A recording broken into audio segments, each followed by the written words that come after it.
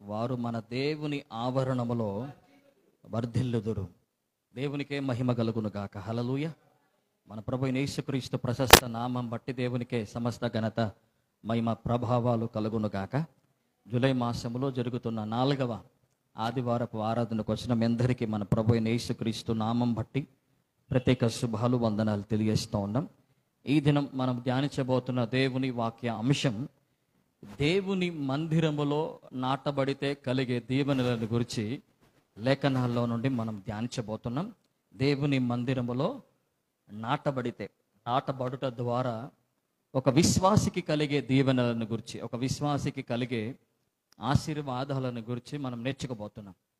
ముఖ్యంగా ఈ వచనాన్ని ధ్యానిస్తున్నప్పుడు 92వ కీర్తనల గ్రంథం ఈ 13వ వచనం విశ్రాంతి దినమున చదవదగిన కీర్తన అని రాయబడుతోంది. కీర్తన ఈ 92వ కీర్తన 13వ వచన భాగంలో యెహోవా మందిరములో నాటబడిన వారై వారు మన దేవుని ఆభరణములో ఏమవుతారట చెప్పండి?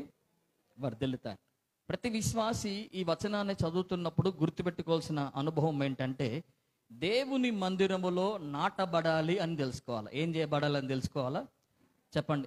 ఏం చేయబడాలని తెలుసుకోవాలా?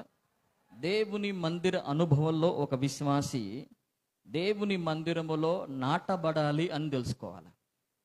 నేటి క్రైస్తవ లోకంలో కానీ, నేటి క్రైస్తవ సంఘాల్లో కానీ ఎక్కువగా మందిరములో ఉంటున్న అనుభవం ఏంటంటే మందిరానికి రావటం, మందిరము నుండి వెళ్ళిపోవటం. మందిరానికి రావటం, మందిరం నుండి ఏంటి చెప్పండి?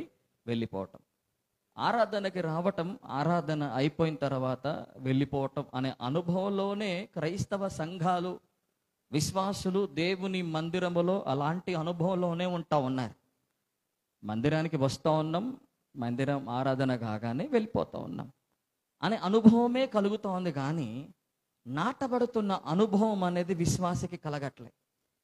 నాటబడిన అనుభవంలోకి ఒక విశ్వాసి రాలేకపోతున్నాడు. మీరు చాలా బాగా గుర్తుపెట్టుకోవాల్సిన ప్రాముఖ్యమైన విషయం ఏంటంటే దేవుని మందిరములో నాటబడిన అనుభవమే అత్యధికమైన దీవెనలకి కారణం. దేవుని మందిరములో ఏ అనుభవం అత్యధికమైన దీవెనలకి కారణం చెప్పండి? నాటబడిన అనుభవం. చెప్పండి, ఏ అనుభవం చెప్పండి? నాటబడిన అనుభవం. దేవుని మందిరములో నాటబడిన అనుభవమే ఒక విశ్వాసి జీవితంలో అత్యధికమైన దీవెనలకి కారణం. దేవుని మందిరంలో నాటబడాలి అని ఈ వచనం మనకు నేర్పుతోంది. దేవుని సన్నిధిలో ముందుగా నువ్వు తవ్వబడాలి. ఒక విత్తనము నాటబడాలంటే ముందుగా పొలము లేక భూమి ఏం చేయబడాలి చెప్పండి? అది తవ్వబడాలి.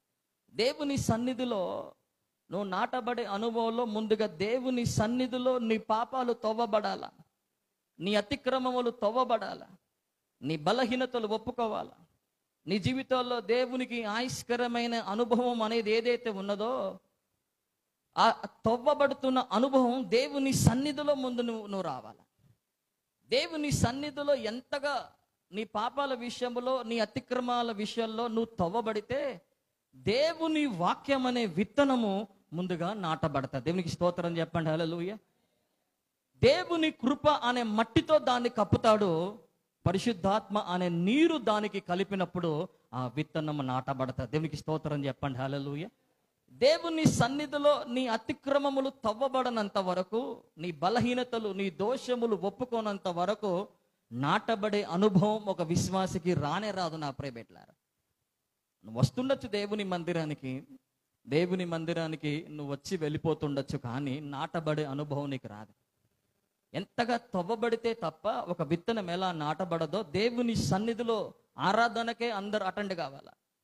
అందుకనే ఆరాధన చేసేది, అందుకనే ఆరాధన జరిగించేది.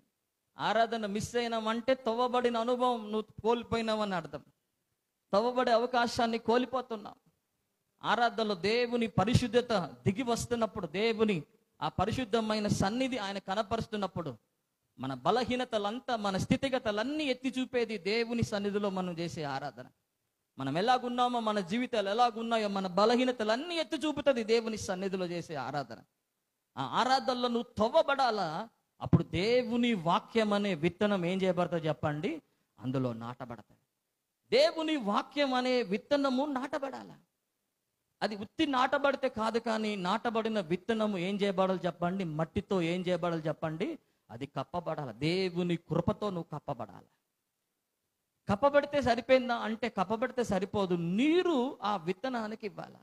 పరిశుద్ధాత్మ నీరు, పరిశుద్ధాత్మ అనుభవం మనకి కలిగినప్పుడు మనము నాటబడగలిగే ప్రక్రియ సంపూర్ణం అవుతుందని అర్థం. దేవునికి స్తోత్రం చెప్పండి. హల్లెలూయా. దేవుని నామానికి మహిమ చెల్లించండి. హల్లెలూయా. నేటి క్రైస్తవ సంఘాల్లో విశ్వాసులకి దేవుడిస్తున్న ఒక సవాలు లాంటిదే. మనం నాటబడినామా? దేవుని మందిరంలో నాటబడకుండా ఇంకా ఉన్నామా? దేవుని సన్నిధిలో మనము నాటబడగలిగిన అనుభవంలో మనకి ఉన్నదా మన ఆత్మీయ జీవితాలు? లేక ఇంకా దేవుని సన్నిధిలో నాటబడని అనుభవంలోనే మనం ఉండిపోతున్నామా? వస్తున్నామా, ఆరాధన చూసుకొని వెళ్ళిపోతున్నామా అనే అనుభవంలో ఉంటే నువ్వు నాటబడినట్టు కాదు. నాటబడిన అనుభవంలోకి ప్రతి విశ్వాసి రావాలా. దేవునికి స్తోత్రం చెప్పండి. హల్లెలూయా. దేవుని నామానికి మహిమ చెల్లించండి. హల్లెలూయా. పరిశుద్ధ గ్రంథంలో నాటబడిన సందర్భాలను గురించి, నాటబడిన విషయాలను గురించి అనేక పర్యాయాలు వాక్యం మనకు నేర్పుతూ ఉంటది. చూడండి, దేవుని లేఖన భాగాల్లో నాటబడిన ప్రజలను గురించి మొదటి దినవృత్తాంతాల గ్రంథం 17వ అధ్యాయం 9వ వచనంలో మీరు చదువుతారు. మొదటి దినవృత్తాంతాల గ్రంథం 17వ అధ్యాయం 9వ వచనంలో నాటబడిన ప్రజలను గురించి దేవుడు అక్కడ మాట్లాడుతున్నాడు. ఇశ్రాయేలు ప్రజలను గురించి దేవుడు మాట్లాడుతూ, మరియు నా జనులైన ఇశ్రాయేలు కొరకు నేను ఒక స్థలమును ఏర్పరిచి వారిని ఏం చేస్తాడట చెప్పండి? వారిని నాటుతాను. పరిశుద్ధ గ్రంథంలో నాటబడిన ప్రజలు మీకు కనపడతారు. ఎవరు కనపడుతున్నారు చెప్పండి? నాటబడిన ప్రజలు.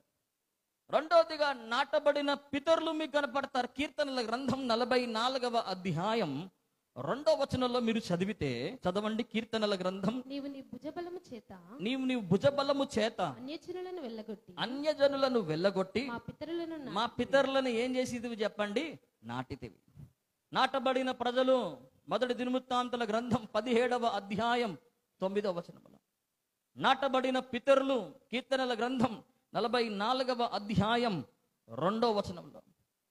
అలాగే చూస్తే నాటబడిన మొక్కను గురించి కీర్తనల గ్రంథం 80వ అధ్యాయం 15వ వచనములో, 80వ అధ్యాయం 15వ వచనములో నాటబడిన ఒక మొక్క అనే మాటని రాస్తారు. చదవండి అక్కడ. నీ కుడి చేయి నాటిన మొక్కను కాయము, నీ కొరకు నువ్వు ఏర్పరచుకొనిన కొమ్మను ఏంటి చెప్పండి? ఖాయం. నాటిన మొక్క, నాటిన ప్రజలు, నాటిన పితరులు ఈ లేఖనాల్లో మనం చూస్తూ వస్తా ఉన్నాం. ఈ అనుభవాలన్నిటిలో పితరులని దేవుడు ప్రజలని నాటబడిన అనుభవంలో నడిపించాడు. పితరులని దేవుడు నాటబడిన అనుభవంలో నడిపించారు. నీ కుడి చేయి నాటిన మొక్క, ఆ మొక్కని కాయము అంటున్నాడు. ఆ మొక్కను ఎవరో కాదు, మన ప్రభువైన యేసే అని రాయబడతాను. ఆ కాయము, ఆ మొక్కను కాయము అన్న మాట కింద వచన భాగంలో మీరు చదివితే కుమారుని అనే మాట రాయబడతాను. నీ కొరకు నువ్వు ఏర్పరచుకొని కొమ్మను ఏంటో చెప్పండి? కాయం. కుమారుని కాయం అనే మాటను రాస్తా ఉన్నాడు. కింద ఫుట్ నోట్లో మీరు చూస్తే నాటబడిన మొక్కను గురించి వాక్యం రాయబడతా ఉంది. నాటబడిన చెట్టుని గురించి కీర్తనల గ్రంథం 1వ అధ్యాయం 2వ వచన భాగంలో మనం అందరికీ తెలిసిన మూలవాక్యం, చక్కటి మూలవాక్యం, ఎప్పుడు చదువుతున్న మూలవాక్యం, కీర్తనల గ్రంథం 1వ అధ్యాయం 2వ వచనం. యెహోవా ధర్మశాస్త్రమునందు ఆనందించుచు దీవారాత్రము దాన్ని ధ్యానించువాడు ధన్యుడు. అతడు నీటి కాలువల యోరన నాటబడిన ఆకువాడక తన కాలమందు ఫలమిచ్చు చెట్టు వలె ఉంటాడు. నాటబడిన చెట్టుని గురించి మాట్లాడుతూ ఉన్నాడు. నాటబడిన ఒక చెట్టుని గురించి దేవుని లేఖన భాగాల్లో ప్రభు మనకి నేర్పుతా ఉన్నాడు. పరిశుద్ధ గ్రంథం అంతటిలో అనేక సందర్భాల్లో ఈ నాటబడిన అనుభవాన్ని గురించి ప్రభు నేర్పుతా ఉన్నాడు. నాటబడిన ప్రజలను గురించి నేర్పాడు. నాటబడిన పితరులను మనకు చూపుతున్నాడు. నాటిన మొక్కను గురించి చూపుతున్నాడు. నాటిన చెట్టుని గురించి చూపుతున్నాడు. నాటబడిన వాక్యము గురించి కూడా మనతో మాట్లాడతాడు. యాకోబు రాసిన పత్రిక 1వ అధ్యాయం 21వ వచన భాగములో శక్తిగలగా మీ ఆత్మలను రక్షించు. చదవండి. యాకోబు రాసిన పత్రిక 1వ అధ్యాయం 21వ వచనం. అందుచేత సమస్త కల్మషమును విర్రవిగుచున్న దుష్టత్వమును మాని లోపల నాటబడి మీ ఆత్మలను రక్షించుటకు శక్తిగల వాక్యం సాత్వికంతో అంగీకరించండి. నాటబడిన వాక్యాన్ని గురించి రాస్తా ఉన్నాడు. ఎక్కడ నాటబడింది? లోపట నాటబడిన శక్తిగల వాక్యం.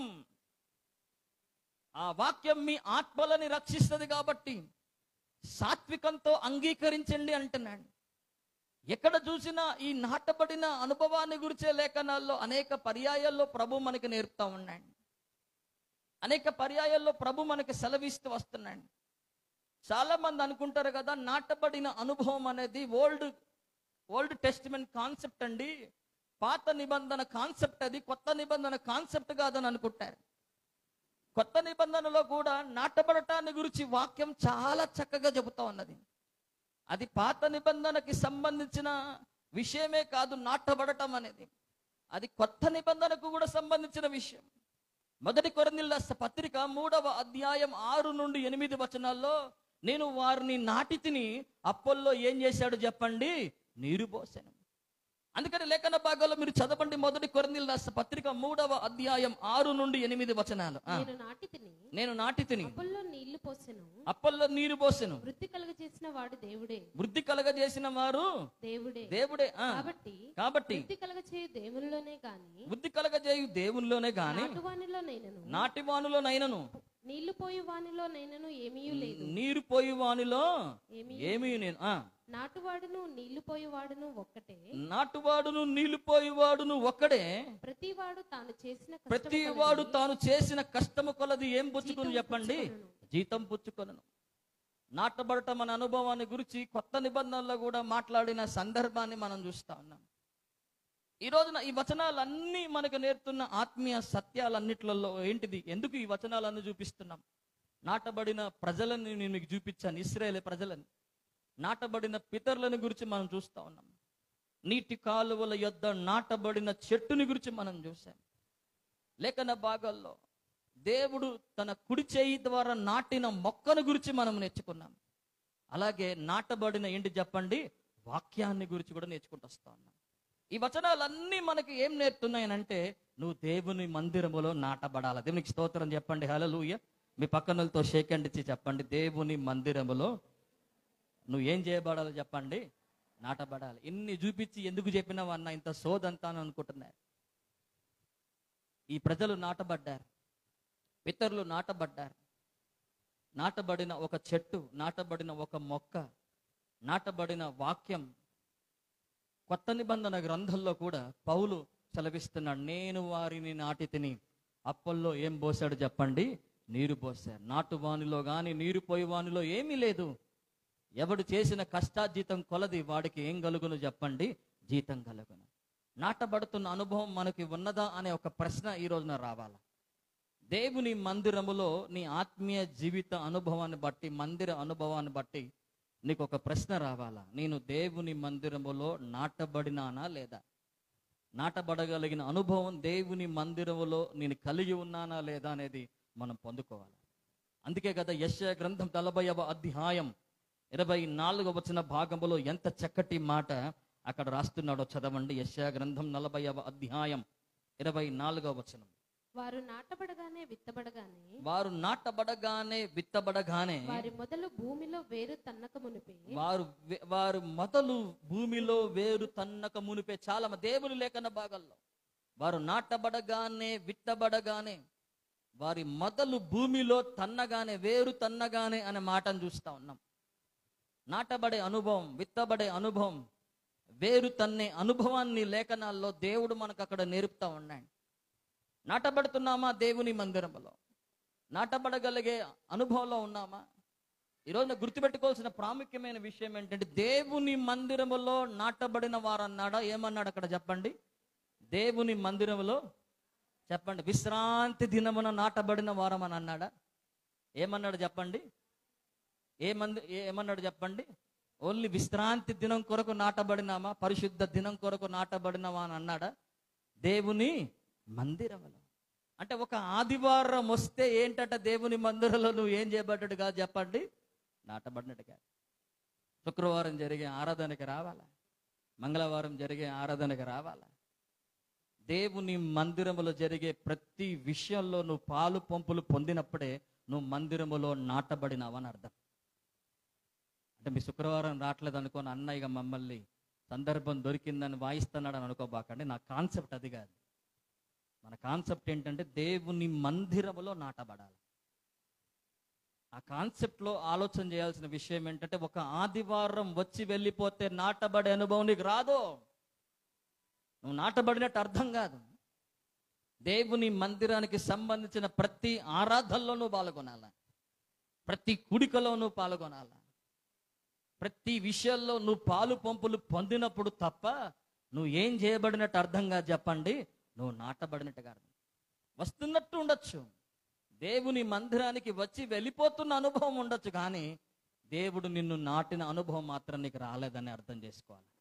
అయితే లేఖన భాగాల్లో ఈ రోజున అంటున్నాడు కదా, 92వ కీర్తనల గ్రంథం 13వ వచన భాగాల్లో అంటున్నాడు కదా, యెహోవా మందిరములో నాటబడిన వారై వారు మన దేవుని ఆభరణములో ఏం చేయబడతారట చెప్పండి, వర్ధిల్లదు. ఎందుకు వర్ధిల్లట్లే మన జీవితాల్లో? ఎందుకు దీవెన రావట్లే మన జీవితాల్లో అంటే, మనం దేవుని మందిరంలో నాటబడట్లేదేమో. దేవుని మందిరంలో నాటబడగలిగే అనుభవంలోకి రావట్లేదేమో. దేవుని మందిరంలో నాటబడాలని దేవుడు ఎన్ని చెప్తా ఉన్నా, నాటబడాలని ఎన్ని వచనాల్లో మనం చూస్తూ ఉన్నా కానీ దేవుని మందిరంలో నాటబడటానికి నీకు ప్రేరణ రావట్లేదు కదా.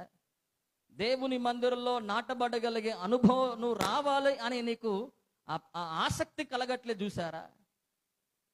ఆ ఆసక్తే ఈ రోజున కలగాల. దేవునికి స్తోత్రం చెప్పండి, హల్లెలూయా. ఆ ఆశ మనలో రావాలా. దేవుని మందిరములో దేవుడు నన్ను నాటాలా అన్న అనుభవంలోకి మనం రావాలా. దేవుని మందిరాల్లో ఎన్నెన్ని సాకులు చెప్పి మానేస్తాము. ఎండాకాలం వస్తే ఎండ అంటాం, వానకాలం వస్తే ఏం చెప్తాం చెప్పండి, చలికాలం వస్తే చలి అంటాం. మరి మేమేమన్నా, నువ్వు ఎప్పుడు నాటబడేదని అంటాం. నువ్వు ఎప్పుడు నాటబడతావు? 4 చినుకులు పడితే చాలా ఆగిపోతున్నారు మందిరానికి. ఎన్ని పడితే ఆగిపోతున్నారు చెప్పండి? నీటి బాప్తిజమేమో తల మునిగేదాకా ముంచి తీసుకుంటారు. అయ్యగారు తల దడిసిందా అంటారు కొంతమంది. అమ్మ తల దడవలేదా అయ్యగారు, మళ్ళీ ముంచండి, పూర్తిగా మునుగుతానయ్యా అంటాడు. అప్పుడేమో తల దడవాలా, ఇక్కడేమో 4 చినుకులు పడి ఏం దడవకూడదు చెప్పండి, తల దడవకూడదు. ఎంత వింత క్రైస్తవులో చూడండి, వింత క్రైస్తవ్యం. నీటి బాప్తిజం కొరకు మునిగే క్రైస్తవుడే మందిరానికి 4 చినుకులు పడితే తల దడుస్తుందని ఆగిపోతున్నాడట. ఎప్పుడు నాటబడతాం చెప్పండి? మనం నాటబడగలిగే అనుభవం ఎప్పుడు వస్తుంది మనకి చెప్పండి? అందుకని దేవుడు ఈరోజు చెప్తున్నాడు, యెహోవా మందిరములో నాటబడిన వారై వారు దేవుని ఆవరణములో ఏం చేయబడాలి చెప్పండి, వర్ధిల్లాలి. ఒకటే ఒక్క ప్రత్యక్షత మందిరం కొరకు ఉండాలి మనకి. నేను నా మందిరములో నాటబడాలి. దేవునికి స్తోత్రం చెప్పండి, హల్లెలూయా. మనం నాటబడటానికి మందిరానికి రావాలా, నాటబడాలన్న దర్శనం కొరకే సేవలో రావాలా, సేవ చేయాలా, మందిరానికి రావాలా, ఈ ఆలయానికి రావాలా. నా ప్రైవేట్లో అంతకంటే ఇంకొక దర్శనమే లేదు మనకి ఇక్కడ. అంతకంటే వేరే ప్రత్యక్షత ఉండదు ఒక విశ్వాసికి. మందిరములో నాటబడటమే మన దర్శనం. మందిరానికి దేవుడు నడిపించేది కూడా నువ్వు నాటబడాలనే. లేఖన భాగంలో మనం చూస్తే దేవుని మందిరములో నాటబడిన వారై వారు మన దేవుని ఆవరణములో ఏమవుతారో చెప్పండి. దేవుని మందిరములో అసలు నాటబడితే ఏం దీవెనలు కలుగుతాయండి పాస్టర్ గారు? నేను దేవుని మందిరములో నేను వచ్చి క్రమముగా వస్తూ నా పాపాలనే బలహీనత, నా అతిక్రమములనే బలహీనతలన్నీ తవ్వుకొని దేవుని వాక్యం అనే విత్తనాన్ని నా హృదయములో నింపుకొని దేవుని కృపచేత కప్పబడి పరిశుద్ధాత్మ అనే నీరుతో నేను అంటుకట్టబడినప్పుడు, నేను నాటబడితే ఏ దీవెనలు ఉన్నాయంటే 4 దీవెనలు ఉన్నాయి ప్రతి విశ్వాసికి. దేవుని మందిరములకు వస్తే నువ్వు నాటబడితే దేవుడిచ్చే 4 దీవెనలలో మొట్టమొదటి దీవెన ఏంటంటే, ఇర్మియా గ్రంథం 12వ అధ్యాయం 2వ వచనాన్ని మీరు చదవండి. ఇర్మియా గ్రంథం 12వ అధ్యాయం 2వ వచనం. నీవు వారిని నాటుచున్నావు, వారు వేరు తన్నుచున్నారు, వారు ఎదిగి ఫలములిచ్చుచున్నావు. దేవునికి స్తోత్రం చెల్లిద్దాం, హల్లెలూయా. దేవుని మందిరములో నాటబడిన వారికి కలిగే దీవెనలలో మొట్టమొదటి దీవెన అంటే ఎదుగుదల అనే దీవెన ఉంటుంది నా ప్రియబిడ్డలారా. ఏ దీవెన ఉంటుంది చెప్పండి? ఎదుగుదల. అందుకే అంటాడు కదా, నీవు వారిని నాటుచున్నావు, వారు ఏం చేస్తున్నారట? నాటబడినప్పుడు వేరు తన్నుచున్నాను. వేరు తన్నిన తర్వాత వారిలో కలిగే అనుభవం ఏంటంటే వారు ఎదిగి ఫలములిచ్చుచున్నారట. దేవునికి స్తోత్రం చెప్పండి. హల్లెలూయా. నువ్వు ఆత్మీయంగా ఎదగగలుగుతావు, భౌతికంగా ఎదగగలుగుతావు, ఆర్థికంగా ఎదగగలుగుతావు, ఆరోగ్యపరంగా ఎదగగలుగుతావు. ఎదగగలిగే అనుభవం ఎక్కడ ఉన్నది ఒక విశ్వాసి కంటే దేవుని మందిరములో నాటబడినప్పుడే ఉంది నా ప్రియబిడ్డలారా. నాటబడే అనుభవంలోకి వస్తే దేవుడు నిన్ను ఆత్మీయంగా ఎంత ఎదిగింపజేస్తాడో నిన్ను ఆయన నువ్వు నీ ఊహకు కూడా అందనంతగా ఎదిగింపజేస్తాడు. ఆత్మీయతలో ఎంత ఎదిగింపజేస్తాడో, ప్రార్థనలో ఎంత ఎదిగింపజేస్తాడో, విశ్వాసంలో ఎంత ఎదిగింపజేస్తాడో, భక్తిలో ఎంత ఎదిగింపజేస్తాడో, దేవుని సహవాసంలో ఎంత ఎదిగింపజేస్తాడో నిన్ను. ఎందుకంటే దేవుని మందిర అనుభవము ఒక నాటబడిన అనుభవంగా మారితే వారు ఎదగటం ప్రారంభిస్తారు నా ప్రియబిడ్డలారా. నాటబడటం అనే అనుభవం కిందకి కనబడుతుంది. ఎంత కిందకి నాటబడితే నువ్వంత పైకి ఎదుగుతావు. దేవునికి స్తోత్రం చెప్పండి. హల్లెలూయా. ఎంత కిందకి ఎదిగితే ఏమవుతావు చెప్పండి? అంత పైకి. యెహెజ్కేలు గ్రంథం 31వ అధ్యాయం 4వ వచనం 5వ వచనం చదవండి. యెహెజ్కేలు గ్రంథం 31వ అధ్యాయం 4వ వచనం 5వ వచనం. నీళ్లుండుట వలన అది మిక్కిలి గొప్పదాయను. నీళ్లుండుట వలన అది మిక్కిలి గొప్పదాయను. లోతైన నది ఆధారమైనందున. లోతైన నది ఆధారమైనందున. మిక్కిలి ఎత్తుగా. అది మిక్కిలి ఎత్తుగా పెరిగెను. అది ఉండు చోటున. అది ఉండు చోటున. ఆ నది కాలువలు పారుచు. ఆ నది కాలువలు పారుచు. పొలములోని చెట్లన్నిటికీ ప్రవహించెను. కాబట్టి అది ఎదిగి పొలములోని చెట్లన్నిటికంటే ఎత్తుగలదాయను. దేవునికి స్తోత్రం చెప్పండి. హల్లెలూయా. అది ఎదిగి పొలములోని చెట్లన్నిటికంటే ఏమైపోయింది చెప్పండి? ఎత్తుగలదైంది. ఎప్పుడు అనంటే దేవుని లేఖన భాగాల్లో ఎంతగా నాటబడిందో, ఎంత వేరు తన్నితే, ఎంత విత్తబడితే, ఎంతగా ఆ పరిశుద్ధాత్మ అనే నీరు ఎంత తాకితే ఆ చెట్టు, ఆ వృక్షము ఏమవుతున్నదని వచన భాగాల్లో మనం చదువుతున్నామంటే అది అంత పైకి ఎదుగుతూ ఉన్నది. ఎదగాలన్న దర్శనం ఉంటే, ఎదగాలండి ఆత్మీయంగా అన్న భారం ఉంటే దేవుని మందిరములో నువ్వు ఏం చేయబడాలి చెప్పండి? నాటబడాల. దేవుని మందిరములో నాటబడకపోతే మనకేం లేదు చెప్పండి? ఎదుగుదల లేదు. ఎదుగుదల లేదు మనకి దేవుని మందిరంలో నాటబడకపోతే. దేవుని మందిరానికి అందుకే క్రమంగా రావాలా, సమయానికే రావాలా, రెగ్యులర్గా రావాలా. ఒక్క ఆదివారం మిస్ కావటానికే వీల్లేదు. ఒక్క రోజు అంటూ ఏ కారణాలు చెప్పడానికి వీల్లేదు. ఏ కారణాలు చెప్పినామంటే నీ ఎదుగుదల ఆగిపోయినట్టే. ఏ సాకులు చెప్పి ఆగిపోయినామంటే నీ ఎదుగుదల ఆపుకున్నట్టే. నువ్వు అక్కడ ఆత్మీయంగా ఎదిగింపజేసే బాధ్యత పరిశుద్ధాత్మ దేవునిది. ఆయన నిన్ను ఎదిగింపజేస్తాడు. ఇక్కడ నీరు కడతాడు నీకు. ఇక్కడ నీకు చుట్టూ చక్కటి ఆ మట్టి వేసి ఆ పరిశుద్ధాత్మ ఆ నీరుని నీకు అందింపజేసి నువ్వు ఆత్మీయంగా ఎట్లెట్లా లోతుకు తవ్వబడ్డావో, ఎంత బలంగా నేను ఎదిగింపజేయాలో అది దేవుని బాధ్యత. ఆ వాక్యం ద్వారా నిన్ను ఆయన అంత ఎదిగింపజేస్తాడు. దేవునికి స్తోత్రం చెప్పండి. హల్లెలూయా. దేవుని నామానికి మహిమ చెల్లించండి. హల్లెలూయా. అందుకే కదా యెషయా గ్రంథం 44వ అధ్యాయం 4వ వచనంలో ఏమంటున్నాడో చదవండి. యెషయా గ్రంథం 44వ అధ్యాయం. నీటి కాలువల యొద్ద నాటబడిన నిరబంజి చెట్టు గడ్డిలో ఎదుగునట్లుగా వారు ఎదుగుదురు. నీటి కాలువల యొద్ద ఏం చేయబడిన చెట్టు చెప్పండి? చెప్పండి ఏం చెట్టు చెప్పండి? నిరబంజి చెట్టు గడ్డిలో ఎదిగినట్లుగా ఎదుగుతారట. అది మీకు ఇవ్వబడుతున్న వాగ్దానం. దేవునికి స్తోత్రం చెప్పండి. హల్లెలూయా.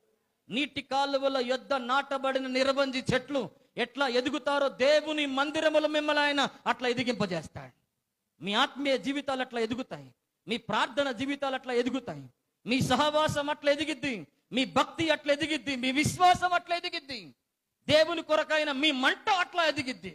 దేవుని కొరకు బ్రతకాలన్న ఆశ మీలో ఎదిగిద్ది. కేవలం ఎప్పుడు తెలుసా? నువ్వు నాటబడాలా. ఏం చేయబడాలి చెప్పండి? నాటబడాలి. ఎంత నాటబడితే నువ్వు అంత పైకి ఎదగగలుగుతావు. దేవునికి స్తోత్రం చెప్పండి. హల్లెలూయా. ప్రభు నామానికి మహిమ చెల్లించండి. హల్లెలూయా. నాటబడగలిగే అనుభవంలో ఉన్నామా? ఒకసారి మనల్ని మనం ఆలోచన చేయాలా. ఒక దాకా ఎదుగుతా ఉన్నాం. నేటి క్రైస్తవంలో ఎదుగుదల ఎలా ఉంది తెలుసా? మరుగుజ్జు ఎదుగుదల. ఏ ఎదుగుదల చెప్పండి? మరుగుజ్జు క్రైస్తవ్యం. అంటే ఒక సంవత్సరం దాకా, ఒక వయసు దాకా ఎదిగి వాళ్ళ శరీరం ఎదుగుదల దాకా వచ్చి ఆ ఎదుగుదల ఆగిపోయింది. దాని తర్వాత వారికి ఎదుగుదల రాదేగా, వాళ్ళని మరుగుజ్జులు అని అంటారు. నేటి క్రైస్తవంలో, నేటి సమాజంలో కూడా విశ్వాసాలు అట్లాగే ఉన్నారు. ఒక దాకా ఎదిగి ఆ ఎదుగుదల ఆగిపోతా ఉన్నది. ఆ ఎదుగుదలలో ఇంకా హెచ్చింపు లేదు. ఆ ఎదుగుదలలో పెరుగుదనం లేదు. ఇక పెరగట్ల ఎదుగుదలలో ఒక దాకా ఎదుగుతున్నారు తప్ప అక్కడ దాకా ఆ ఎదుగుదల ఆగిపోతున్నది. అందుకని దేవుడు అంటున్నాడు కదా, నువ్వెంత దేవుని మందిరములో నాటబడితే దేవుడు నిన్ను అంత ఎదిగింపజేస్తాడు. దేవునికి స్తోత్రం చెప్పండి. హల్లెలూయా. నిన్ను ఏం చేస్తాడు దేవుడు చెప్పండి? నిన్ను ఎదుగుదల అనే అనుభవంలోకి వస్తాం. ఆత్మీయంగా ఎదగాలన్నా, ప్రార్థనలో ఎదగాలన్నా, భక్తిలో ఎదగాలన్నా, దేవుని సహవాసాల్లో ఎదగాలన్నా, ఏ విషయాల్లో నువ్వు ఎదగాలన్నా దేవుని మందిరంలో ఉన్న అనుభవమే నిన్ను అట్లాంటి అనుభవంలోకి నడిపిస్తుంది. దేవునికి స్తోత్రం చెప్పండి. హల్లెలూయా. దేవునికి మహిమ చెల్లించండి. హల్లెలూయా. చెప్పండి, దేవుని మందిరములో. మీ పక్కనోళ్ళతో షేకండి చెప్పండి, దేవుని మందిరములో నువ్వు నాటబడితే దేవుడు ఎదుగుదల అనే దీవెనిస్తాడు. ఎదుగుతున్నామా చెప్పండి? ఇప్పుడు మనం చెప్పాలి, ఎదుగుతున్నామా దేవుల్లో? ఎదుగుదల అనే అనుభవం మనకున్నదా? దేవుని మందిరానికి వచ్చినప్పుడు నువ్వు ఎలా ఉన్నావు? దేవుని మందిరానికి ఇన్ని సంవత్సరాల అనుభవం తర్వాత నువ్వు ఎలా ఉన్నావు? ఎదిగావా ఆత్మీయంగా? ఎదిగావా దేవుని భక్తిలో? ఎదిగావా ప్రార్థనలో? ఎదిగావా నీ వాక్య ధ్యానంలో? ఎదిగావా దేవుని తెలుసుకున్నటలో? ఎదిగావా దేవుణ్ణి ఎరుగుటలో? ఆ ఎదుగుదలలోకి మనం రావాలా. అది దేవుని మందిరములో నాటబడినప్పుడు మాత్రమే కలిగేది. దేవునికి స్తోత్రం చెప్పండి. హల్లెలూయా. రెండవ కారణంలోనికి వెళ్ళిపోదాం. ఇర్మియా గ్రంథం 17వ అధ్యాయం 8వ వచనంలో, దేవుని మందిరములో నాటబడితే వారికి కలిగే రెండవ దీవెనలలో రెండవ దీవెన. ఇర్మియా గ్రంథం 17వ అధ్యాయం 8వ వచనం. వాడు జలముల యొద్ద నాటబడిన చెట్టు వలె నుండును. వారు జలముల యొద్ద నాటబడిన చెట్టు వలె నుండును. అది కాలువల ఓరును. అది కాలువల ఓరును. దాని వేళ్ళు తన్నును. దాని వేళ్ళును తన్నును. వెట్టగలిగినను దానికి భయపడదు. దాని ఆకు పచ్చగా నుండును. వర్షము లేని సంవత్సరమున చింతనొందదు, కాపు మానదు. దేవునికి స్తోత్రం చెల్లిద్దాం. హల్లెలూయా. వాడు జలముల యొద్ద ఎట్లా ఉంటాడంటే చెప్పండి, నాటబడిన చెట్టు వలె ఉంటాడట. అది కాలువల ఓరును, దాని వేళ్లను తన్నును. వెట్ట కలిగినను దానికి ఏం కలగదు చెప్పండి, దాని ఆకు పచ్చగా నుండును. వర్షము లేని సంవత్సరమున చింతనొందదు, ఏం మానదు చెప్పండి, కాపు మానదు. అంటే దేవుని మందిరములో నాటబడే వారి జీవితంలో దేవుడిచ్చే కృప ఏంటంటే, ప్రతికూలతలో సైతం వారు దేవుని కొరకు బ్రతకగలుగుతారు. దేవునికి స్తోత్రం చెప్పండి. హల్లెలూయా. దేవుని మందిరములో నాటబడే వారికి దేవుడిస్తున్న రెండవ దీవెన ఏంటంటే, ప్రతికూలతలో సైతం దేవుని కొరకు కాపుగాయగలరు వాళ్ళు. ప్రతికూలతలో సైతం దేవుని కొరకు జీవించగలరు వాళ్ళు. ప్రతికూలతలో సైతం దేవుని కొరకు ఏమంటామంటే, ఒక చక్కటి మాట అంటున్నారు కదా, దేవుని కొరకు కాయగలరు వాళ్ళు. ఎందుకంటే లేఖనాల్లో రాయబడతా ఉంది, వారికట వెట్టగలిగినా గాని ఏం కలగదట చెప్పండి, దాని వేళ్ళు తన్నును. వెట్టగలిగిన దానికి ఏముండదట చెప్పండి. ఎందుకు భయపడదంటే అది కాలువల దగ్గర నాటబడింది కాబట్టి. ఎందుకు సమస్యకు భయపడతావు? ఎందుకు శ్రమకు భయపడతావు? ఎందుకు నువ్వు ప్రతికూలతలకు భయపడతావు? నువ్వు భయపడవు. వెట్ట కలిగిన నీలో భయం ఉండదు. వెట్ట కలిగిన, ప్రతికూలతలు కలిగిన, సమస్యలు కలిగిన, శ్రమలు కలిగిన, కష్టాలు కలిగిన, ఇరుకులు కలిగిన, ఇబ్బందులు కలిగిన నువ్వు భయపడవు. ఎందుకంటే నువ్వు జలముల దగ్గర నాటబడినావు కాబట్టి, దేవుని మందిరములో నువ్వు నాటబడినావు కాబట్టి. ఎన్ని ప్రతికూలతలు కలిగిన, ఎన్ని కష్టాలు కలిగిన, ఎన్ని నష్టాలు కలిగిన నువ్వు భయపడకుండా దేవుని కొరకు నిలబడగలుగుతావు. దేవునికి స్తోత్రం చెప్పండి. హల్లెలూయా. దేవుని కొరకు నువ్వు జీవించగలుగుతావు. దాని ఆకు ఏముంటుందట చెప్పండి, పచ్చగా ఉంటుందట. వర్షము లేని సంవత్సరమున చింతనొందదు, ఏం మానదు చెప్పండి, కాపు మానని. అంటే ప్రతికూలతమైన సంవత్సరాలు, ప్రతికూలమైన సమయాలు, ప్రతికూలమైన పరిస్థితులు కలిగినప్పుడు ఆ ప్రతికూలమైన సమయాల్లో కూడా అది చింత నొందే అనుభవం ఎన్నడూ ఆ చెట్టుకుండదట. అది ఎప్పుడు కూడా కాపు మానదట అని రాయబడుతుంది. ఏం మానదట చెప్పండి? ఏం మానదని రాయబడుతుంది, చదవండి అక్కడ. కాపు అంటే ఫలించటం ఎప్పుడు దానిలో ఉంటుందట. దాంట్లో నుండి రావాల్సిన ప్రతిఫలం, ఆ ప్రతికూలతల్లో కూడా అది ప్రతిఫలం ఇవ్వకుండా ఉండదు. కంపల్సరీ రావాల్సిన కాయలని, ఇవ్వవలసిన ఫలాలని, ఇవ్వవలసిన కాపు దాని దగ్గర తప్పకుండా దొరుకుతుందట. వర్షము లేని సంవత్సరం అన్న దేవునికి స్తోత్రం చెప్పండి. హల్లెలూయా. వర్షము లేని సంవత్సరాలు మన జీవితాల్లో రాలేదా? కోవిడ్ అప్పుడు మందిరాలు జరిగినాయా చెప్పండి? ఇంట్లోనే కూర్చున్నారు. వర్షం లేని సంవత్సరాలు, దేవుని మందిరం లేని అనుభవాలు, సహవాసం లేని అనుభవాల్లో ఇంటి దగ్గరే ఉండిపోయినాం, లైవ్ చూసుకుంటూ ఉండిపోయినాం. అట్లాంటి సమయాల్లో కూడా, అట్లాంటి పరిస్థితుల్లో కూడా కాపు మానని అనుభవం మందిరములో నాటబడిన వారికి ఇస్తారు నా ప్రైవేట్లారా. అలాంటి ప్రతికూలతలు కలిగినప్పుడు దేవుని లేఖన భాగాల్లో మనం చూస్తున్నాం కదా. వర్షము లేని సంవత్సరమున చింతనందదు, ఏం మానదు చెప్పండి? అది కాపు మానదు. ఎప్పుడు కూడా ఏ విషయాల్లో కూడా భయం అనేది దానికి కలగదట, దేవుని మందిరములో నాటబడుతున్న అనుభవంలో. అందుకే కదా యెహెజ్కేలు గ్రంథం 47వ అధ్యాయం 12వ వచనంలో మీరు చూడండి ఎంత చక్కటి మాట. యెహెజ్కేలు గ్రంథం 47వ అధ్యాయం 12వ వచనం. నదీ తీరమున ఇరుప్రక్కల ఆహారం ఇచ్చు సకల జాతి వృక్షములు పెరుగును వాటి ఆకులు వాడిపోవు వాటి కాయలు ఎప్పటికీ రావు ఎప్పటికీ రాలవు. ఈ నది నీరు పరిశుద్ధ స్థలములో నుండి పారుతా ఉన్నది. ఎక్కడ పారుతా ఉన్నది నది నీరు చెప్పండి? ఎక్కడ నుండి వస్తుందట చెప్పండి? నది నీరు చెప్పాలా? పరిశుద్ధ స్థలములో నుండి పారుచున్నది గనుక ఆ చెట్టు నెలకు కాయలు గాయను. దేవునికి స్తోత్రం చెప్పండి. హల్లెలూయా. మీ పక్కనలతో సేకండి చెప్పండి, నెలకు నువ్వు కాయలు కాస్తావని చెప్పండి. నెలకు నీలో కాపు మానదని చెప్పండి. వర్షము లేని సంవత్సరమున చింతనొందవని చెప్పండి. నీ ఆకులు పచ్చగా ఉంటాయని చెప్పండి. ఎక్కడ తెలుసా? ఎక్కడ చెప్పండి? పరిశుద్ధ స్థలములో నుండి వస్తున్న నీరు తాకినప్పుడు. ఎందుకు రావాలా దేవుని మందిరానికి? ఎందుకంటే పరిశుద్ధ స్థల నీళ్లు నీకు తాకుతున్నాయి కాబట్టి. దేవుని మందిరములో ఒక పరిశుద్ధ స్థలమైన నీరు, నెల కాయలు కాసే నీరు ఇక్కడ నీకు దొరుకుతుంది కాబట్టి. ఒక్క రోజు రాకపోతే, ఒక ఆదివారం రాకపోతే ఏ నీరు దొరకలేదన్నట్టు చెప్పండి? నెలకి కాయలు కాసే, అది నెలకి రావాల్సిన జీతం రాకపోతే పోతారా లేదా చెప్పండి? ఉద్యోగాలకు పోతారా చెప్పండి? నెలకి రావాల్సిన జీతం కొరకు పోతారా లేదా చెప్పాలా?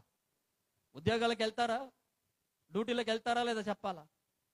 నెలకు రావాల్సిన జీతాల కొరకు ఉద్యోగాలకి వెళ్తారే కానీ నెలకు రావాల్సిన కాయల కొరకు పరిశుద్ధ మందిరానికి వారానికి 4 రోజులు రాలేకపోతా అన్నారు. పరిశుద్ధ స్థల నీరు దానికి తాకినప్పుడు వాటి కాయలు ఎప్పటికీ రాలవాట. దేవునికి స్తోత్రం చెప్పండి. హల్లెలూయా. వాటి ఆకులు ఎప్పుడు వాడిపోవు, వాటి కాయలు ఎప్పటికీ రాలవు. ఈ నది నీరు పరిశుద్ధ స్థలములోండి పారుచున్నది కాబట్టి ఆ చెట్టు నెలకు ఏం గాయను చెప్పండి?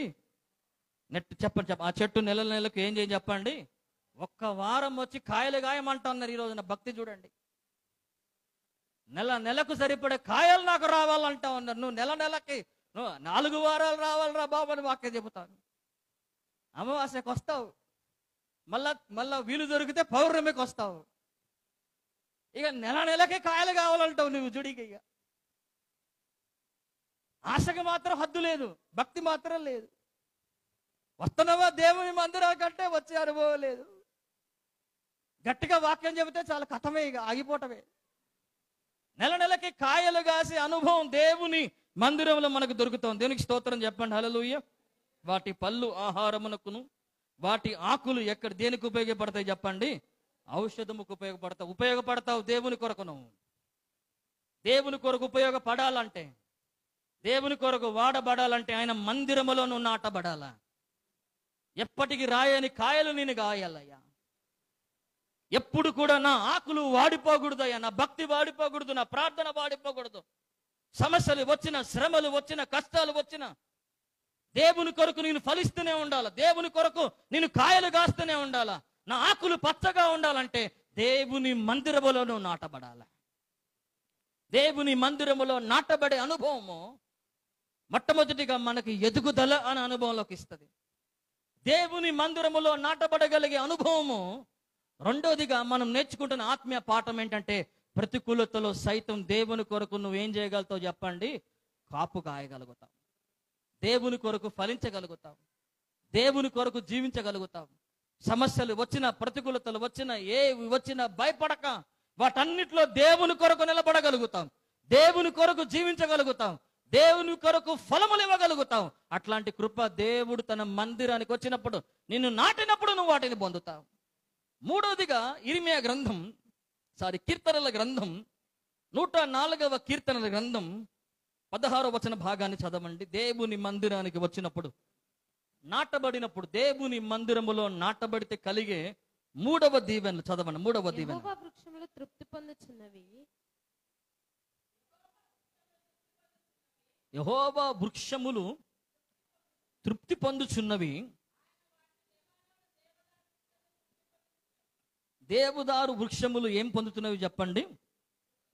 తృప్తి పొందుతున్నవి. కీర్తనల గ్రంథం 104వ కీర్తనల గ్రంథం 104వ కీర్తనల గ్రంథం 16వ వచన భాగములో, యెహోవా వృక్షములు తృప్తి పొందుచున్నవి, యెహోవా వృక్షములు తృప్తి తృప్తి పొందుచున్నవి, ఆయన నాటిన. ఇది చదవలే మీరు, అందుకే నేను కన్ఫ్యూజ్ అయిపోయాను.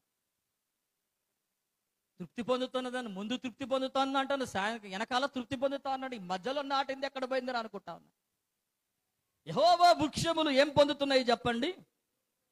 ఆయన నాటిన లెబనోను దేవదారు వృక్షములు ఏం పొందుతున్నాయి చెప్పండి? ఈ లోకములో ఎక్కడ కలగని తృప్తి దేవుని మందిరములోనికి ఇస్తాడు నా ప్రియబిడ్డలారా. ఈ లోకం అసంతృప్తిసే లోకం. నువ్వు ఎక్కడ దాకా పో, ఎక్కడికైనా తిరుగు, నువ్వు ఎంత చేయి, ఎంత తిరిగి లోకంలో నీ ఆశ, నీ ఆత్మకు తృప్తి దొరకదు, నీ జీవితంలో తృప్తి దొరకదు. దేవుని ఎక్కడికి వెళ్ళినా తృప్తి నీకు దొరకదు, సంతృప్తి కలిగిన జీవితం నువ్వు చూడలేవు. కానీ ఎక్కడ తెలుసా నువ్వు తృప్తి దొరికేది? ఎక్కడ తెలుసా నువ్వు తృప్తి అనే అనుభవంలోకి రాగలిగేదంటే, ఆయన నాటిన ఒక దేవదారు వృక్షముగా నువ్వు మారాల. దేవునికి స్తోత్రం చెప్పండి, హల్లెలూయా. ఆయన నాటిన లెబనోను దేవదారు వృక్షములుగా నువ్వు మారాల. దేవుని మందిరములకు వస్తే, ఆయన నిన్ను నాటితే నీ జీవితంలో నీకేం కలుగుతుంది చెప్పండి? ఏం కలుగుతుంది చెప్పండి? తృప్తి కలుగుతుంది. మీ పక్కన వాళ్ళతో షేకండి చెప్పండి, మీ పక్కన వాళ్ళతో షేకండి. దేవుని మందిరములో నాటబడిన వారికి తృప్తి దొరుకుతుందని చెప్పండి.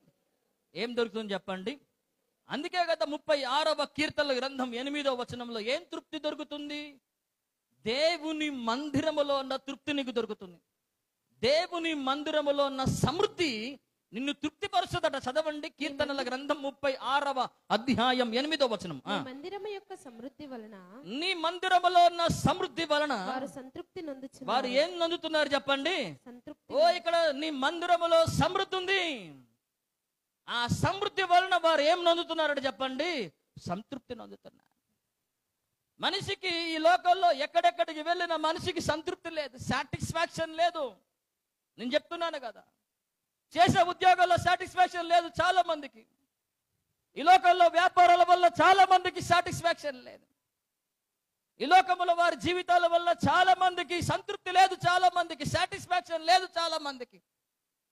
ఈ లోకంలో మనిషి జీవితంలో మనిషి సంతృప్తి పడే అనుభవాలు ఈ లోకంలో ఒక వ్యక్తికి దొరకట్లే. అందుకే దేవుడు అంటున్నాడు కదా, నా మందిరానికి రండి, నా మందిరములో ఒక సమృద్ధి ఉంది. ఈ లోకములో ఉద్యోగాలు ఇవ్వలేనివి, ఈ లోకములో వ్యాపారాలు ఇవ్వలేనివి, ఈ లోకములో కుటుంబాలు ఇవ్వలేని ఆ సమృద్ధి, ఆ సంతృప్తి నా మందిరంలో ఉంది అంటున్నాడు ఆయన. కుటుంబాల్లో సంతృప్తి ఉందా? మనకి లేదు. వ్యాపారాల్లో ఉందా? సంతృప్తి లేదు. ఉద్యోగాల్లో ఉందా సంతృప్తి? చేసే పనిలో ఉందా సంతృప్తి? బయట ఉన్న లోకంలో మన పరిస్థితుల ద్వారా మనకు సంతృప్తి ఉందంటే లేదు. సంతృప్తి దొరకని లోకంలో ఉంటూ సంతృప్తి రావాలని ప్రయత్నం చేస్తా ఉన్నాం. కానీ తృప్తి దొరికే దేవుని మందిరములో నువ్వు నాటబడితే, ఆయన మందిరములో ఒక సంతృప్తి ఉంది నా ప్రియబిడ్డలారా. ఆ సమృద్ధి నిన్ను ఏం చేసేదంటే అది నిన్ను తృప్తిపరుస్తుంది. దేవునికి స్తోత్రం చెప్పండి, హల్లెలూయా. 65వ కీర్తన గ్రంథం 4వ వచనంలో ఏం చేస్తాడు? ఎలాంటి తృప్తిని ఇస్తాడంటే సమృద్ధితో తృప్తిపరుస్తాడు. రెండోదిగా ఏ తృప్తిని ఇస్తాడంటే 65వ కీర్తన గ్రంథం 4వ వచనం. నీ ఆవరణములలో నివసించినట్లు నీ ఆవరణములో నివసించినట్లు నీవు ఏర్పరచుకొని చేర్చుకొని వాడు ధన్యుడు. నీ పరిశుద్ధాలయము చేత నీ పరిశుద్ధాలయము చేత నీ మందిరములోని మేలు చేత నీ మందిరములోని మేలు చేత మేము తృప్తి పొందదము. మేమేమవుతున్నాం చెప్పండి? నీ మందిరములోని నీ పరిశుద్ధాలయములోని మేలు చేత ఏం పొందుతున్నాం చెప్పండి? ఎంతమంది మందిరములోని పరిశుద్ధాలయములోని మేలు చేత తృప్తి పొందాలనుకున్న చేతుల పైకెత్తండి. మీరు దేవుని మందిరములో మీరు నాటబడండి, అంతకంటే నేను చెప్పేది ఏం లేదు. ఆయన మందిరములో నాటబడితే లెబనోను దేవదారు వృక్షాలు తృప్తి పొందినట్టుగా మీ జీవితాలు తృప్తి నందుతాయి. నా ప్రైవేట్లారా, ఉద్యోగాలు ఇవ్వలేని తృప్తి, పని ఇవ్వలేని తృప్తి, కుటుంబాలు ఇవ్వలేని తృప్తి, ఆర్థిక పరిస్థితులు ఇవ్వలేని తృప్తి, ఈ లోకములో మీ కుటుంబ సభ్యులు ఇవ్వలేని తృప్తి, దేవుని మందిరములో నువ్వు నాటబడుతున్న కొలది దేవుడు నీకు ఇస్తాడు. దేవుని మందిరములో నాటబడిన అనుభవం నిన్ను తృప్తిగా దేవుడు నిన్ను మారుస్తుంది. ఎట్లాంటి తృప్తి? యెషయా గ్రంథం 58వ అధ్యాయం 14వ వచనములో క్షేమ కాలమున నువ్వు తృప్తి కలుగుతుంది. క్షేమ కాలమున కూడా నువ్వు తృప్తిగా ఉంటావని వాక్యం రాయబడతాం. చదవండి, యెషయా గ్రంథం 58వ అధ్యాయం 14వ వచనం. నీవు యెహోవా యందు ఆనందించుదువు. నువ్వు యెహోవా యందు ఆనందించుదువు. దేశం యొక్క ఉన్నత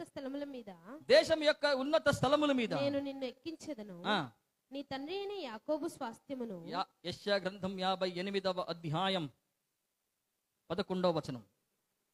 యెహోవా నిన్ను నిత్యము నడిపించును. యెహోవా నిన్ను నిత్యము నడిపించును. క్షామకాలమున ఆయన నిన్ను తృప్తిపరిచి. క్షామకాలమున ఆయన నిన్ను ఏం చేస్తాడు చెప్పండి? తృప్తిపరిచి. ఆయన నిన్ను తృప్తిపరుస్తాడు. క్షేమకాలము లాంటి సమయాలు వచ్చిన ఆ క్షేమకాలములో కూడా క్షామకాలములో కూడా దేవుడు నిన్ను ఏం చేస్తాడో చెప్పండి? నిన్ను తృప్తిపరుస్తాడు. దేవుని మందిరములో ఉన్న దీవెనలు అండివి. దేవుని మందిరములో నాటబడుతున్న వారికి ఇస్తున్న దీవెనలు ఇవి. నాటబడితే ఎదుగుదల ఉన్నది. నాటబడితే ప్రతికూలతలో కూడా దేవుని కొరకు కాపు కాయగలుగుతాం. నాటబడితే తృప్తిపరచబడగలిగే అనుభవంలోకి వస్తాం. 4వదిగా మనం చూసి మన ప్రార్థనలకు నడిపించబడదాం. కొలసీలు రాష్ట్ర పత్రిక 2వ అధ్యాయం 6వ వచనం. దేవుని మందిరములో నాటబడుట ద్వారా కలిగే దీవెనలలో 4వ దీవెన, ప్రాముఖ్యమైన దీవెన. కొలసీలు రాష్ట్ర పత్రిక 2వ అధ్యాయం 6వ వచనం. కావున మీరు ప్రభు అయిన క్రీస్తు యేసును అంగీకరించిన విధముగా, మీరు మన ప్రభు అయిన యేసు క్రీస్తు అంగీకరించిన విధము, ఆయన యందు వేరు పారిన వారై ఇంటి వలనే కట్టబడుచు అనే మాట చాలమ్మా.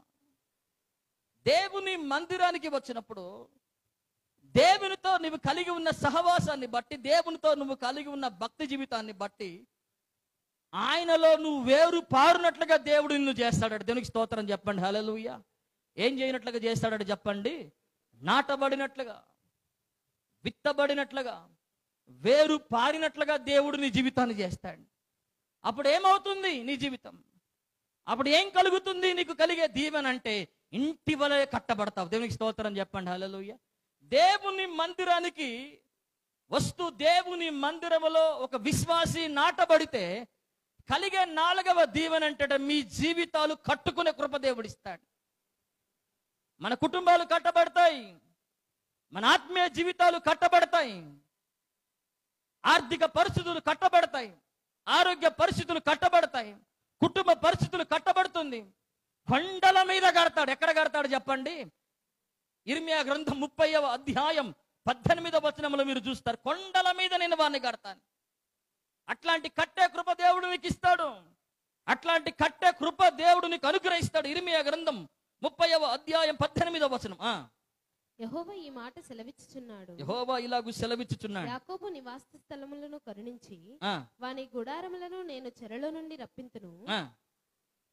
అప్పుడు పట్టణము దాని కొండ మీద కట్టబడును. అప్పుడు పట్టణము దాని కొండ మీద ఏం చేయబడును చెప్పండి? కట్టబడును. కొండ మీద కట్టే కృప దేవుడు ఇస్తా ఉన్నాడు.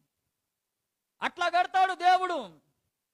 క్రీస్తు అనే బండ మీద నీ కుటుంబాన్ని దేవుడు కడతాడు, నీ జీవితాన్ని కడతాడు, నీ ఆత్మీయతని కడతాడు. నా ప్రియబిడ్డలారా, ఎంతగా ఇక్కడికి వచ్చిన నీవు, ఎదుగుతున్న నీవు, ప్రతికూలతలు సైతం కాపు మానని నీ జీవితం, తృప్తిపరచబడుతున్న జీవితం అక్కడ తృప్తితోనే ఆపేడు. ఇక్కడ నేనేం చేస్తాడంటే ఒకరిని కడుతున్నప్పుడు, ఒక నిర్మాణాన్ని కడుతున్నప్పుడు ఒక్కొక్క ఇటుక మీద ఇటుక పెట్టి కట్టినట్టుగా నీ జీవితాన్ని, నీ ఆత్మీయతని, నీకు కలిగిన ప్రతి దాన్ని ఇక్కడ ఆయన కడతాడు. దేవునికి స్తోత్రం చెప్పండి. హల్లెలూయా. ఆత్మీయతలో కట్టబడాలంటే, కుటుంబాల్లో కట్టబడాలంటే, ఆర్థికంగా కట్టబడాలంటే, ఏ విషయాల్లో కట్టబడాలన్నా కట్టబడే కృప ఎక్కడ నీకు దొరుకుతుంది తెలుసా? దేవుని మందిరములోనే. దేవునికి స్తోత్రం చెప్పండి. హల్లెలూయా. ఆయనలో నువ్వు వేరు తన్నినట్లయితే, ఆయనలో నువ్వు వేరు తన్నినట్లయితే ఇంటి వలె కట్టబడతావు. ఎట్లా కట్టబడతావు చెప్పండి? చాలా మందికి మా కుటుంబాలు కట్టుకోవాలండి అని అంటారు. దాదాపుగా పోయిన సంవత్సరం 40 days ప్రేయర్ జరిగినప్పుడు, ఉపవాస ప్రార్థనలు జరిగినప్పుడు, ఆ ఉపవాస ప్రార్థనలో చాలా మంది రాసిన ప్రార్థన విజ్ఞాపనలో ఉన్న ఒక విజ్ఞాపన ఏంటంటే, మా కుటుంబం కట్టబడాలా. ఏం చేయబడాలి చెప్పండి? కుటుంబం ఏం చేయబడాలి చెప్పండి? కట్టబడాలి. చాలా మందికి అదే ప్రార్థన.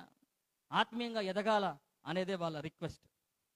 ఆత్మీయంగా మేము బలపడాలి, ఆత్మీయంగా ఎదగాలని మా కొరకు ప్రార్థన చేయండి.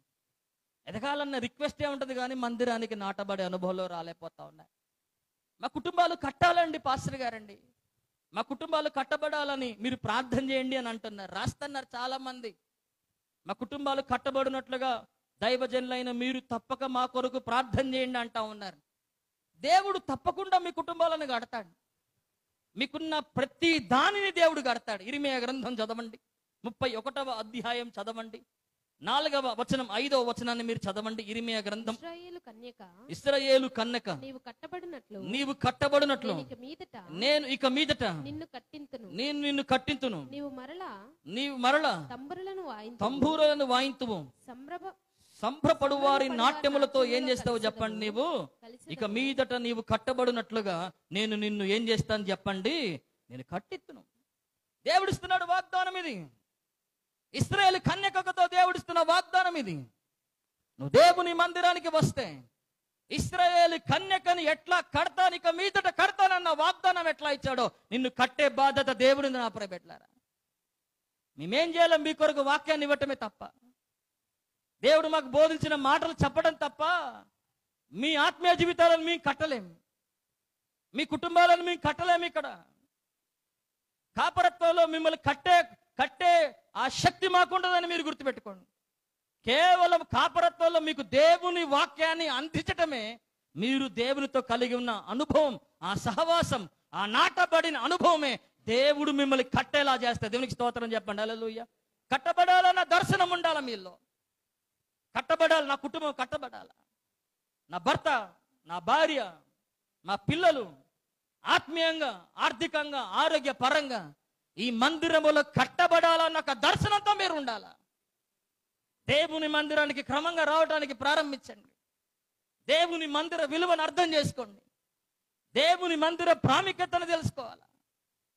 ఎందుకంటే అది మీ జీవితాలను కడతా ఉంది, అది మన బ్రతుకులను కడుతుంది. నా ప్రియబిడ్డలారా, ఎట్లా ఉంటాయో కదా మన బ్రతుకులు. మోడు బారిపై నిర్జీవం అయిపోయిన బ్రతుకులు మనవి, నిలబడగలగటానికి కూడా శక్తి లేని మన బ్రతుకులు మనవి. అట్లాంటివి ఒక స్థిరమైన ఒక పునాది మీద నిన్ను కడతాడు ఆయన. ఇక్కడికి వస్తే మన కుటుంబ సమస్యలు ఎవరైనా, ఏ బంధువైనా కట్టగలుగుతాడా? మన సమస్యలను బట్టి ఎవరైనా కట్టగలిగే అవకాశం ఏ బంధువుకైనా ఉందో చెప్పండి? ఎంతవరకు సలహాలు ఇవ్వగడతారు తప్ప కుటుంబాలు కట్టే శక్తి బంధువులకు లేదు. అది దేవుని మందిరములో నువ్వు దేవునితో ఉన్న సహవాసానికి ఏమన్నా. దేవునికి స్తోత్రం చెప్పండి. హల్లెలూయా. అందుకే దేవుని మందిరం అంటే పరిగెత్తాలా మీరు. దేవుని మందిరం అంటే ఒక వాడుక, ఒక ఆచారం. ఏదో ఇక రావాలా, కూర్చోవాలా, ఇక కొన్ని పాటలు పాడాలా, ఇక ఆయన ఏదో తెలిసి ఆయనకేదో ఇక వచనాలు చెప్తా ఉంటాడు, వినాలా, పోవాలంటే ఏం కాదు. ఇక మీ జీవితాల్లో ఏం నేర్చుకోలేరు. దేవుని మందిరములో దేవుడు నన్ను నాటుతా ఉన్నాడు అన్న ఒక దర్శనముతో, ఒక ప్రత్యక్షతతో మనం ఉండాలా. ఇక్కడ ప్రభు నన్ను నాటాడు, నా కుటుంబాన్ని నాటాడు, నా కుటుంబాన్ని దేవుడు ఇక్కడ కడతాడు. నాటిన దేవుడు కట్టలేడా చెప్పండి? చెప్పండి చెప్పండి. నాటిన దేవుడు కట్టలేడా? చదవండి ఇర్మీయా గ్రంథం 18వ అధ్యాయం 9వ వచనం చదవండి. ఇర్మీయా గ్రంథం 18వ అధ్యాయం 9వ వచనం. మరియు చదవండి అక్క. మరియు కట్టెదనని నాటదనని ఒక జనమును గూర్చి దాని రాజ్యమును గూర్చి నేను చెప్పి ఉండగా అంటున్నాడు. చూడ, కడతాను నేనే, నాటుతాను నేనే అని దేని గురించి చెప్తున్నాడు చెప్పండి? ఒక జనాన్ని గురించి, ఒక రాజ్యాన్ని గురించి చెబుతున్న దేవుడు నాడతానని, కడతానని చెప్తున్న దేవుడు కడతాడా లేదా చెప్పాలి మీరు. కడతాడా లేదా చెప్పండి? చెప్తాడు. కడతాడా లేదా చెప్పాలా, నాటుతాడా లేదా చెప్పాలా. నాటుతానని చెప్పిన దేవుడు, కడతానని చెప్పిన దేవుడు తప్పకుండా ఆయన మీ కుటుంబాలను కడతాడు. తప్పకుండా నువ్వెట్లా ఉన్నా నీ కుటుంబాన్ని కడతాడు. ఏ పరిస్థితుల్లో నువ్వు రా ఇక్కడికి, ఏ సమస్యలతో రా ఇక్కడికి, ఏ ప్రతికూలతలతో రా ఇక్కడికి, ఎంత ఆత్మీయంగా కట్టబడాలో కొండల మీద నువ్వెన్నడూ ఊహించనంత కొండల మీద నిన్ను కడతాడు. అట్లాంటి కట్టే కృప దేవుని మందిరములోనే ఉన్నది. ఒక వ్యక్తికి దేవుని సన్నిధికే ఆ ప్రత్యక్షత ఉన్నది. ఆ వాగ్దానాలన్నీ ఆయన మనకి జ్ఞాపకం చేస్తూ ఉంటాడు. ఒక జనాంగాన్నే కడతాడట. ఏం కడతాడట చెప్పండి? ఒక జనం వస్తాను, ఒక్క వ్యక్తిగా వస్తాను, మీరు జనాంగంగా మార్చేదాకా కడతానే ఉంటాడు. పోనీ జనమే కట్టాడా అంటే అట్ట కాదట, రాజ్యంగా కూడా దాన్ని కడతాడట. దేవునికి స్తోత్రం చెప్పండి. హల్లెలూయా. ఆ కట్టే ప్రక్రియ ఆగిపోదు నా ప్రైవేట్లారా. నీతో ప్రారంభించబడిన ప్రక్రియ నీ జనాంగం నుండి ఒక రాజ్యం దాకా ఆ కట్టే ప్రక్రియ కొనసాగుతూనే ఉంటుంది. అది అట్లాంటి కట్టే కృప ఎక్కడుంది తెలుసా? నువ్వు వేరు పారితే చాలు. దేవునికి స్తోత్రం చెప్పండి. హల్లెలూయా. ఆయనలో వేరు పారితే, క్రీస్తులో వేరు పారితే, దేవుని మందిరములో వేరు పారితే, దేవుడు అట్లా కట్టే కృప దేవుడు మనకు దయచేయబోతున్నాడు. దేవునికి స్తోత్రం చెప్పండి. హల్లెలూయా. అందుకే 92వ కీర్తనల గ్రంథం 13వ వచన భాగంలో విశ్రాంతి దినమున చదవదగిన కీర్తన ఈ కీర్తన. యెహోవా మందిరములో నాటబడిన వారై వారు మన దేవుని ఆవరణములో ఏమవుతారు చెప్పండి? వర్ధిల్లాలంటే ఎట వర్ధిల్లుతావు మనకు అర్థం కాదు. ఆడ నువ్వు ఎదిగింపజేస్తాడు. మొట్టమొదటిగా ప్రతికూలతలో సైతం కాపు మానక, ప్రతికూలతలో సైతం చింత నొందక, ఆకు వాడక, ఫలమిచ్చు చెట్టు వలె నిన్ను కడుతూ వస్తుంటాడు ఆయన. నిన్ను ఫలింపజేస్తూ వస్తుంటాడు ఆయన. మూడవదిగా తృప్తిపరుస్తూ వస్తుంటాడు. నాలుగవదిగా ఏం చేస్తూ వస్తుంటాడు చెప్పండి? మీ జీవితాలని, మీ కుటుంబాలని, మన బ్రతుకులని ఇక్కడ ఆయన కడతా ఉంటాడు. దేవునికి స్తోత్రం చెప్పండి. హల్లెలూయా. ఒక వచనం చూడండి. 47వ కీర్తనల గ్రంథం, 47వ ఏస్కేల గ్రంథం, 47వ ఏస్కేల గ్రంథం 8వ వచనం. అప్పుడు ఆయన నాతో ఇట్లా, నేను ఏస్కేల 47వ ఏస్కేల గ్రంథం అప్పుడు ఆయన 8వ వచనం, ఈ నీళ్లు ఉబికి తూర్పుగానున్న ప్రదేశమునకు పారి అరాబాలోనికి దిగి సముద్రములోనికి పడెను. అప్పుడు సముద్రపు నీళ్లు మంచి, అప్పుడు సముద్రపు నీళ్లు ఏమైనాయి చెప్పండి? అసలు ఈ నీళ్లు ఎక్కడి నుండి వస్తున్నాయనంటే మందిరపు గడప కింద నుండి వస్తున్నాయి. ఎక్కడి నుండి వస్తున్నాయి? 47వ అధ్యాయం 1వ వచనంలో మీరు చదివితే, మందిర గడప కింద నున్న నీళ్లు ఉబికి తూర్పు పారుచుండెను.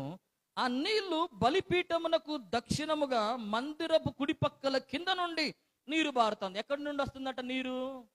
మందిరపు కుడి పక్కల నుండి వస్తుందట. అంటే మందిరానికి వచ్చే వాళ్ళని దేవుడు ఎట్లా కడతాడు అన్న ఒక ఉదాహరణ ఏంటంటే, సముద్రపు నీరట ఏమై మారిద్దట చెప్పండి? ఒకప్పుడు సముద్రపు నీరు ఎందుకు పనికిరాదు? అది నిస్సారమైంది. అది ఉప్పు, అది ఏ మాత్రం కూడా ఉపయోగపడదు సముద్రపు నీరు. అది తాగితే కూడా చాలా చేదుగా, రుచికరంగా కనపడదు సముద్రపు నీరు. అట్లాంటిది మన జీవితం దేవుని మందిరానికి రాకమునుపు. అట్లాంటివి మన బ్రతుకులు దేవుని మందిరానికి రాకమునుపు ఎట్లాంటివి తెలుసా? సముద్రపు నీళ్లు లాంటివి. ఎట్లాంటి నీళ్లు చెప్పండి? సముద్రపు నీళ్లు. నిస్సారమైన జీవితం, ఎందుకు ఉపయోగపడని జీవితం, ఎవరు కోరుకోని జీవితం, ఎందుకు పనికిరాని జీవితం, ఏ ఉపయోగము లేని జీవితం. కానీ అట్లాంటి నీళ్లు దేవుని మందిరము దగ్గరికి వచ్చినప్పుడు, అలాంటి మన బ్రతుకులు దేవుని మందిరాలకు వచ్చినప్పుడు, ఆయన మందిర గడప కిందున్న నీళ్లు మనల్ని తాకినప్పుడు, సముద్రపు నీళ్లు లాంటి బ్రతుకులు ఏమైపోతున్నాయి చెప్పండి? మంచి నీళ్లుగా దేవుడు మార్చేస్తున్నాడు. దేవునికి స్తోత్రం చెప్పండి. హల్లెలూయా. అందరికి ఉపయోగపడే నీళ్లుగా, అందరికి పనికొచ్చే నీళ్లుగా దేవుని మందిరములో ఉన్న అనుభవం వారిని అట్లా మారుస్తా ఉంది. అట్లాంటి అనుభవం దేవుని మందిరములో మనకి కలిగించి దేవుడు మనల్ని అట్లా కట్టబోతున్నాడు. దేవునికి స్తోత్రం చెప్పండి. హల్లెలూయా. చెప్పండి. యెహోవా మందిరములో ఏం చేయబడాలో చెప్పండి. మనము వస్తువు పోవాలా చెప్పండి? వస్తువు వెళ్ళిపోవాలా చెప్పాలి? మీరు చెప్పాలి. యెహోవా మందిరంలో వస్తున్న వారికి ఆయన ఆభరణములో వాళ్ళు వర్ధిల్లుదురు అన్నారా? ఏమన్నారు చెప్పండి? యెహోవా మందిరానికి వచ్చి వెళ్ళే వారికి ఆయన ఆభరణములో వాళ్ళు వర్ధిల్లుతారన్నాడా చెప్పండి? యెహోవా దేవుని మందిరములో, యెహోవా మందిరములో విశ్రాంతి దినమున నాటబడిన వారు వారు దేవుని ఆలయంలో వర్ధిల్లుతాడన్నాడు. ఎప్పుడు చెప్పండి? దేవుని ఆలయంలో ఏం చేయాలి చెప్పండి? దేవుని మందిరంలో మీరు నాటబడాలి. వస్తున్న వారిగా కాదు, వెళ్ళిపోతున్న వారిగా కాదు, ఒక ఆదివారం, ఒక విశ్రాంతి దినమున, ఒక పరిశుద్ధ దినమున ఉన్నట్టుగా కాదు, దేవుని మందిరములో నాటబడాలి. దేవునికి స్తోత్రం చెప్పండి. హల్లెలూయా. దేవుని మందిరానికి సంబంధించిన ప్రతి విషయములో నీ పాలు పంపులు నువ్వు కలుగుతున్న కొలది ఎంతగా దేవుని సన్నిధిలో దేవుడు నిన్ను ఆత్మీయంగా నీ బలహీనతలు తవ్వుతాడో, నీ పాపాలు ఒప్పుకునేటట్టుగా చేస్తాడో, ఎంతగా దేవుని సన్నిధిలో నీ బలహీనతలు తవ్వుకుంటావో, వాక్యం అనే విత్తనం అంత నేరుగా నీ హృదయంలో నాటబడుతుంది. దేవుని కృప అనే మట్టి దాన్ని కప్పినప్పుడు, పరిశుద్ధాత్మ అనే నీరు దానికి తగిలినప్పుడు అది నాటబడి అది ఈ 4 దీవెనలకి కారణమవుతుంది. దేవుడు తన వినికిడిలో ఈ మాటలను దీవించును గాక. కళ్ళు మూసుకుందాం, ప్రార్థన చేద్దాం.